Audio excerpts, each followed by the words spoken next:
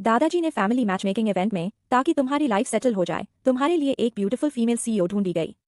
सामने खड़ी fair skin, gorgeous, long legged, mature और ग्रेसफुल वुमन को देखकर तुमने तुरंत उसे थोड़ा इंटिमिडेट करने का फैसला किया।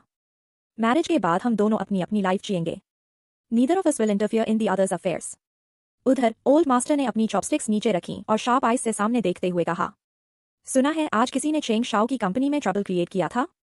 तुम्हारे हाथ में पकड़ी चॉपस्टिक्स रुक गई। तुमने इंस्टिंक्टिवली अपने बगल में बैठी जिन क्यूकिंग की तरफ देखा, लेकिन जिन क्यूकिंग भी अनयूजुअली सीरियस लग रही थी। उसने सिर घुमाकर सामने देखा। उसने तुम्हें मारा था? तुमने होंठ भींच लिए और चुप रहे। इसे कैसे एक्सप्लेन करते? क्या कहते कि तुम और अपने साले ब्रदर इन लॉ के साथ अपनी स्टैमिना और मैरिड लाइफ की प्राइवेट बातें डिस्कस कर रहे थे और इसी वजह से लगभग मुसीबत खड़ी हो गई? तो फिर उसने तुम्हें क्यों मारा? शेन किंग ने आगे पूछ लिया। अब उसे समझ आया कि आज शेन चेंग का व्यवहार इतना अजीब क्यों था। तुमने सिर खुजलाया, लेकिन सच बताना बिल्कुल पॉसिबल नहीं था। दादाजी ने तुरंत फैसला सुनाते हुए कहा, बिचेंग कोई नासमझ बच्चा नहीं है। अगर उसने हाथ उठाया है तो जरूर गलती तुम्हारी ही रही होगी। तुमने हल्की सी आह भरी, कटोरा और चॉपस्टिक्स नीचे रख दिए। दादाजी, आप इस मामले में मत पड़िए। यह शेनकियान और मेरे बीच की बात है। यह कहते समय तुम्हारा लहजा थोड़ा असहाय लग रहा था। कुल मिलाकर गलती तुम्हारी ही है। और बाकी बातें छोड़ो, सिर्फ उस दिन शराब पीकर शेनक्यू के साथ जो बेहुदा हरकतें तुमने की थी, उसी के लिए तुम्हें सबक मिलना चाहिए था। दादाजी ने भौहें सिकोड़ ली और बिना किसी बहस की गुंजाइश छोड़े आदेश दिया, क्योंकि गलती तुम्हारी है तो जाकर शेनक्यू से प्रॉपर्ली माफी मांगो। शेनकिंग ने गंभीर चेहरे वाले दादाजी की ओर देखा, फिर ही चेंग की तरफ नजर डाली। उसकी आंखों में हल्का सा संदेह भर आया। आखिर ऐसी कौन सी बात हुई थी कि हमेशा मनमानी करने वाला और किसी की न सुनने वाला यह आदमी आज इतनी आसानी से अपनी गलती मान रहा था? उसकी नजरें ही चेन के चेहरे पर टिकी रहीं, मानो वह उसके हाव भाव से सच्चाई जान लेना चाहती हो, लेकिन सामने वाला कुछ भी जाहिर नहीं कर रहा था। अगर ऐसा था तो डॉक्टर से पूछकर साफ साफ समझ क्यों नहीं लिया? शिन चेंग ने ठंडे और शांत स्वर में कहा। लेकिन दादाजी इस मौके को छोड़ना नहीं चाहते थे। उन्होंने लंबी सांस ली और दुखी चेहरे से कहा, इस बच्चे को मैंने बचपन से बहुत ज्यादा बिगाड़ दिया है। जरूर इसी ने कोई गलती की होगी। अगर पीट गया तो उसकी अपनी गलती है। यह सुनते ही सबकी नजरें तुम्हारी तरफ मुड़ गईं। तुम्हारे चेहरे का रंग एकदम बदल गया। शर्म के मारे तुम्हारा चेहरा और गर्दन तक लाल हो गए। तुम्हारा मन कर रहा था कि जमीन फट जाए और तुम उसमें छिप जाओ। अरे, ऐसी बातें भी सबके सामने बताने की क्या जरूरत थी? पिटने की बात तो अलग थी, लेकिन खून निकल आया जैसी बात सबके सामने खुल जाना सचमुच बहुत एम्बेरसिंग था। इस वक्त तुम्हें लग रहा था कि तुम्हारी सारी इज्जत पूरी तरह खत्म हो चुकी है। क्या उसकी नजर में तुम्हारी इमेज पूरी तरह बर्बाद हो गई होगी? क्या वह सोचेगी कि तुम बहुत बेकार हो? क्या वह तुम्हारे दिमाग में तरह तरह के ख्याल घूम रहे थे? दादाजी, ये हम यंग पीपल के बीच की बात है। क्या आप इसमें दखल देना बंद कर सकते हैं? मैं क्यों न बोलूं, दादाजी ने तुरंत जवाब दिया। यह सब उसी की अपनी करनी का फल है। दादाजी ने अंतिम फैसला सुना दिया। शेन किंग ने हल्का सा सिर हिलाया और आगे कुछ नहीं कहा, लेकिन उसके मन में सब कुछ साफ था। असल में वह लगातार तुम्हारा पक्ष ही ले रही थी। उसे डर था कि कहीं तुम्हें सच में कोई गंभीर चोट न लग गई हो। आखिरकार इस बार शेनचेंग का गुस्सा सचमुच हद से ज्यादा था। अगर किसी और ने तुम्हें इस हालत तक पहुंचा दिया होता तो दादाजी शायद बहुत पहले ही भड़क उठते और उसे कड़ी सजा दे देते।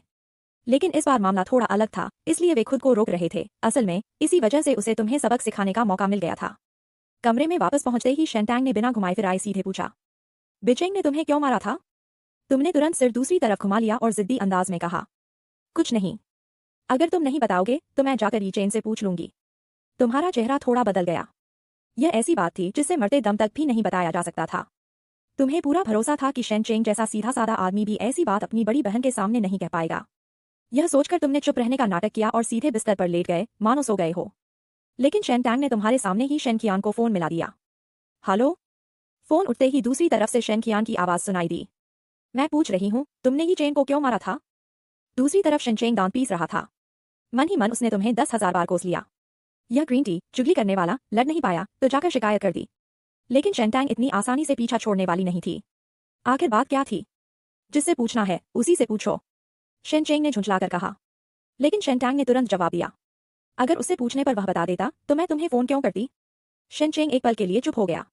उसके मन में आया कि ऐसा इसलिए है क्योंकि ये चेन खुद शर्मिंदा है और सच बताने की हिम्मत नहीं कर रहा। कमरे का माहौल अचानक बेहद तनावपूर्ण हो गया। ये चेन का नाम सुनते ही शेनचेंग की आवाज ठंडी पड़ गई। असल में इस दुनिया में अगर किसी से वह सबसे ज्यादा डरता था तो वह उसकी बड़ी बहन शेनटैंग थी। काफी देर तक हिचकिचाने के बाद वह आखिरकार अटकते हुए बोला, असल में बात कुछ ऐसी थी, मुझे लगा वह शर्मिंदा है। शेनटैंग ने भौहें सिकोड़ते हुए कहा, शर्मिंदा? तुम्हें ऐसा कहां से लगा? शेनचेंग चुप हो गया। ऐसी भेड़ियाबाग जैसी बहुत निजी और अजीब बात अपनी सगी बड़ी बहन को कैसे बताता? शेनचेंग ने बगल में बैठे जोंगया की तरफ देखा, मानो मदद मांग रहा हो। शेनटैंग की आवाज और सख्त हो गई। तुम दोनों बड़े आदमी आखिर क्या छिपा रहे हो? इस दबाव के नीचे शेनचेंग आखिर टूट गया। काफी देर झिझकने के बाद उसने अब जो होगा देखा जाएगा वाले अंदाज में धीरे से बुदबुदाया। क्योंकि कल रात उसने जबरदस्ती तुम्हारे साथ किया था। यह वाकया इतना धमाकेदार था कि सुनते ही माहौल जम गया। यहाँ तक कि शेनटैंग जैसी जिसने जिंदगी में बड़े बड़े उतार चढ़ाव देखे थे, वह भी कुछ सेकंड के लिए पूरी तरह स्तब्ध रह गई। तुम्हारा चेहरा एक पल में पूरी तरह लाल हो गया। अनायास ही तुमने वान लियन की तरफ देखा। उसकी नजरों में एक जटिल सा भाव था। पति पत्नी के बीच की इतनी प्राइवेट बात अब शेनचेंग के मुंह से सबके सामने निकल चुकी थी। यह सोचकर तुम्हें इतनी शर्म आई कि जमीन में गड़ जाना चाहते थे, लेकिन साथ ही आसपास के लोग खुद को रोक नहीं पा रहे थे और बार बार तुम्हारी तरफ देख रहे थे। शेनटैंग जैसी महिला जो आमतौर पर बर्फ की तरह शांत रहती थी और बड़ी से बड़ी बात पर भी चेहरा नहीं बदलती थी, इस बार सचमुच शर्मा गई थी। तुमने उसे पहले कभी इस तरह ब्लाश करते नहीं देखा था। रोजमर्रा की जिंदगी में वह हमेशा आत्मविश्वासी और पूरी तरह कंपोज्ड रहती थी, लेकिन फोन पर सुनी गई उस एक बात ने उसे एक शर्मीली लड़की की तरह बना दिया था। तो आखिर शेनचेंग ने ऐसा क्या कह दिया? यह सवाल सबके मन में घूम रहा था, जबकि बालकनी का माहौल अचानक बेहद अजीब और रहस्यमय हो गया था। लेकिन तभी कहानी में एक बड़ा ट्विस्ट आ गया। फोन के दूसरी तरफ शेनचेंग अभी भी गुस्से में लगातार बोल रहा था। मैंने जो कुछ किया सब तुम्हारे भले के लिए किया। उसे सबक सिखाना जरूरी था। अगर इस बार उसने जबरदस्ती की और उसे कोई सजा नहीं मिली तो अगली बार उसका हौसला और बढ़ जाएगा। मुझे समझ नहीं आता कि तुम्हें ऐसा आदमी पसंद कैसे आ सकता है, और अगर अगली बार उसने फिर ऐसा किया तो मैं उसे फिर पीटूंगा। यह सुनकर शेनटैंग का चेहरा और भी अजीब हो गया। ताकि तुम यह बातचीत न सुन सको, वह फोन लेकर सीधे बालकनी में चली गई। यहाँ तक कि उसने बालकनी का स्लाइडिंग ग्लास डोर भी बंद कर दिया। तुम पूरी तरह हैरान रह गए। क्या मैं कोई चोर हूं जिससे बचाव किया जा रहा है? तुम मन ही मन बड़बड़ाए। आखिर तुम दोनों पति पत्नी थे, दुनिया के सबसे करीबी रिश्तों में से एक। लेकिन इस वक्त ऐसा लग रहा था मानो वे दोनों तुमसे कोई बड़ा राज छिपा रहे हों और सारी बातचीत तुम्हारी पीठ पीछे हो रही हो। यह एहसास तुम्हें और भी बेचैन कर रहा था। तुम्हें पूरा यकीन था कि वे दोनों तुम्हारी बुराई ही कर रहे होंगे। तुम्हारा बहुत मन कर रहा था कि चुपके से जाकर उनकी बात सुन लो। जिज्ञासा ऐसी थी जैसे दिल में कोई बिल्ली लगातार पंजे मार रही हो। लेकिन बालकनी के शीशे की तरफ देखते हुए तुम फिर रुक गए। आखिर तुम्हारी भी कुछ इस्त थी। साफ दिख रहा था कि सामने वाला तुम्हें बातचीत सुनने नहीं देना चाहता। ऐसे में जबरदस्ती पास जाकर सुनना बहुत एम्बेरसिंग लगता। बालकनी में शेनटैंग ने लंबी सांस ली और गंभीर स्वर में कहा, जो भी हुआ हो तुम्हें उस पर हाथ नहीं उठाना चाहिए था। वह परिवार का इकलौता बेटा है। अगर सच में उसे कोई गंभीर चोट लग जाती तो तुम एक्सआईए को क्या जवाब देते? शेनचेंग ने सिर झुका लिया, लेकिन उसके चेहरे के भाव बता रहे थे कि वह अपनी हरकत पर सचमुच पछता नहीं रहा था। उसके मन में अब भी यही था कि उसने जो किया वह गलत नहीं था। उसे पछतावा इस बात का नहीं था कि उसने ही चेन को पीटा। उसे पछतावा तो इस बात का था कि उसने चुपके से मौका देखकर नहीं पीटा, बल्कि सबके सामने हाथ उठा दिया और खुद ही लोगों को बात बनाने का मौका दे दिया। शेनचेंग ने नाराज होकर कहा, तो क्या उसने कभी सोचा कि अगर उसने तुम्हारे साथ वैसा किया तो वह अंकल आंटी को क्या जवाब देगा? लेकिन शेनटैंग अभी उसी जबरदस्ती वाली बात में अटकी हुई थी। कुछ सेकंड तक चुप रहने के बाद उसे महसूस हुआ कि अपने छोटे भाई के साथ इस विषय पर बात करना सचमुच बेहद ऑकवर्ड था।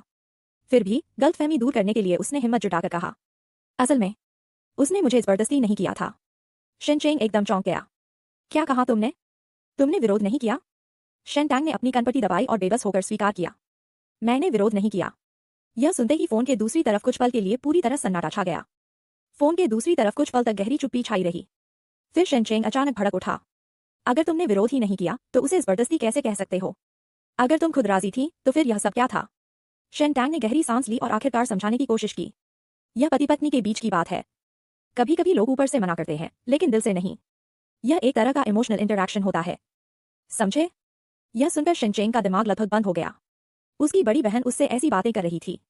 उसे लग रहा था कि यह सब सुनना खुद पीट जाने से भी ज्यादा दर्दनाक है। शेनचेंग पूरी तरह टूट चुका था। उसे अचानक महसूस हुआ कि शायद उसने पूरी बात समझे बिना ही यी चेंग को पीट दिया था। जितना ज्यादा वह सोचता उतना ही उसे लगता कि वह किसी बड़े मजाक का पात्र बन गया है।